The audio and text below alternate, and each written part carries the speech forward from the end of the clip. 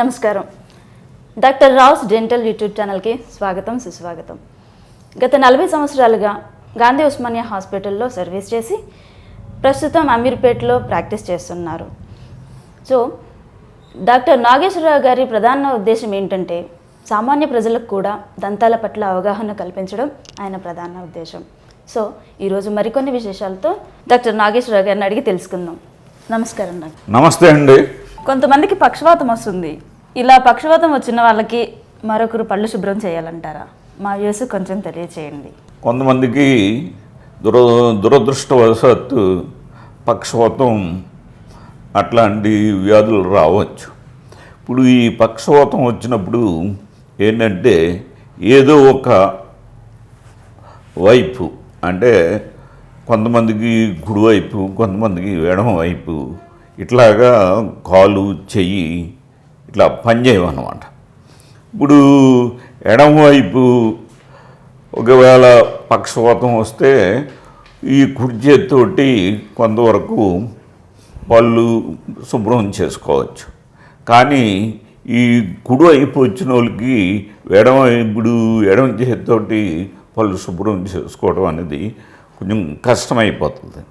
అట్లాంటి పరిస్థితుల్లో ఇప్పుడు ఎవరైతే ఈ అటెండెంట్స్ ఉంటారో, అంటే వాళ్ళ యొక్క బంధువులు వాళ్ళు వీళ్ళు ఉంటారు కాబట్టి వాళ్ళు ఈ పక్షవాతం వచ్చిన వారికి ఈ వాళ్ళ యొక్క నోటిని, ఎందుకంటే ఈ పక్షవాతం వచ్చిన వైపు అంటే ఈ కుడివైపు కానీ ఎడమవైపు కానీ ఈ మజిల్స్ అన్నీ, అంటే దవడకు సంబంధించిన ఈ మజిల్స్ ఉంటాయి కదా, ఈ కండరాలన్నీ కూడా అవి మూవ్ కావాలన్నమాట.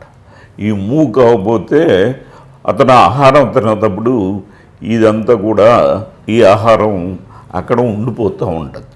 కాబట్టి తప్పనిసరిగా ఆహారం తీసుకునేటప్పుడు వేరే ఒకరు ఇప్పుడు ఆ నోటిని శుభ్రంగా బ్రష్ తోటి క్లీన్ చేయవలసిన అవసరం ఉంటుంది. కాబట్టి ఈ విషయాన్ని గమనించి తిన్నారులే అంటే మామూలుగా ప్రొద్దుట ఒకసారి సాయంత్రం ఒకసారి బ్రష్ అంటే క్లీన్ చేయటం కాకుండా ఇప్పుడు ఏమాత్రం ఫుడ్ తీసుకున్నా, ఎప్పుడు తీసుకున్నా వాళ్ళు ఏంటంటే ఈ నోటిని శుభ్రం చేసి వాళ్ళకి కొంచెం ఉపశమనం కల్పించాలి.